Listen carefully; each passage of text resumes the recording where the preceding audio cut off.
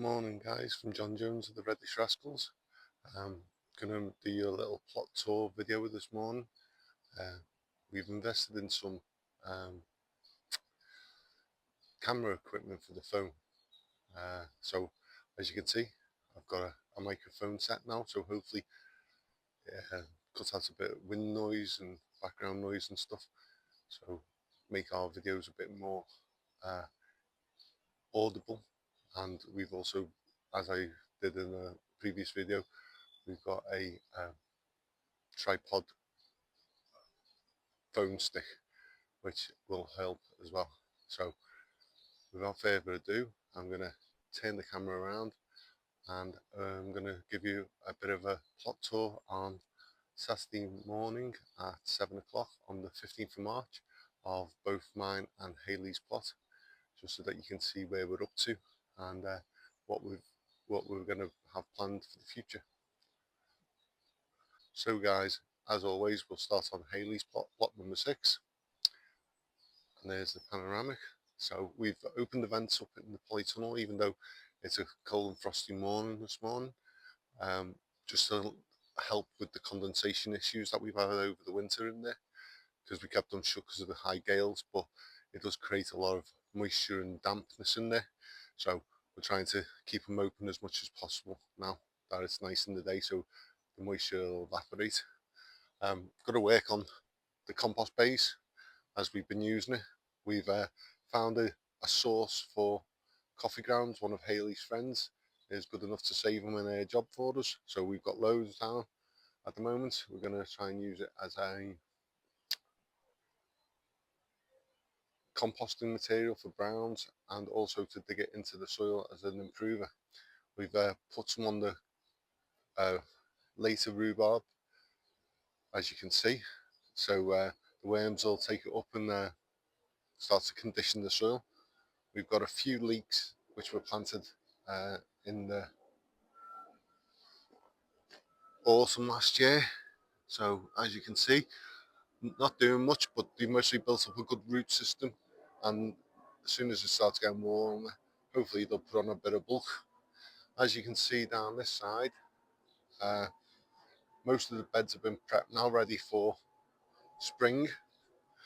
In the polytunnel we have, sorry for this, just out of the way, we have some of our early potatoes in buckets already. Started them a bit earlier this year. We normally start them on the 17th of March.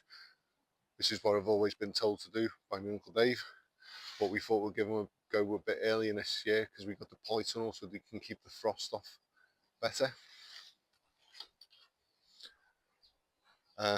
This is just the junk pile at the moment with all the netting and stuff that we have. I'm going to sort that out pretty soon. On here, don't know if I can get you down on the angle, but this is our new spring bulb bed with all the tulips, daffodils, crocuses. So we're hoping they'll start. We have got actually a couple of small daffodils just starting there. We've kept the netting on simply because the squirrels dig up the bulbs and eat them at this time of year because there's not much food left. We planted these out last weekend, which are our broad beans, looking a bit sad for themselves with the frost, but the netting does help to keep majority off, so we'll see how they go. Haven't had a chance to move this side of the orchard this year. It was just too wet the winter, but we've managed to move all the trees from this side apart from the grapevines, which are going to stay there. Hairbeds are going to be, sorry for the brightness of the sun reflecting off as it's a beautiful sunrise. Hairbed's going to be moved, and as you mostly that have watched our previous videos, we have our greenhouse within a greenhouse, which is one of the plastic greenhouses. So inside we have onion sets, peas, onions from seed, and our sweet peas, which are doing well. keep that in the heat so that they can get growing earlier. So this is the view from the top end of the plot looking down now. So we'll go on to plot number 5, which is my plot. So as you can see, sorry for the any reflections, this is the new shed. I've got the roof tarp on.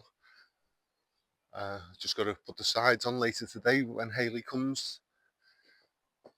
Greenhouse still needs work doing to it, but it's a lot better than it was. These are, as you may have known from another video, this is our new raspberry cane bed. So the ones at the back here by the greenhouse are our summer fruiting raspberries, so I need to make a frame. We won't get any raspberries off these this year because the raspberries grow on the next year's growth, previous year's growth I should say. So, but the other ones are intermediates, and then the first row is the autumn fruiting. So they come on the new growth of this year, so we should get some. As you can see, I've been liming the beds.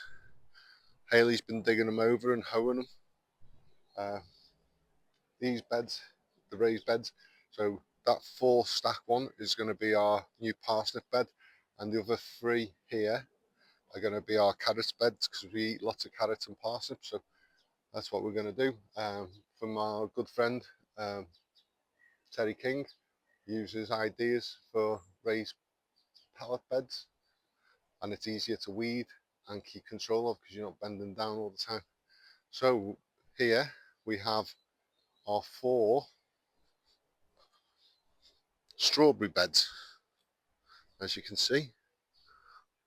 A bit of warmth last week and they picked up really well. So we have them in a yearly cycle. So these ones are the runners from last year. So these are year 1. These are the ones from last year that were year 1. These are year 2 now.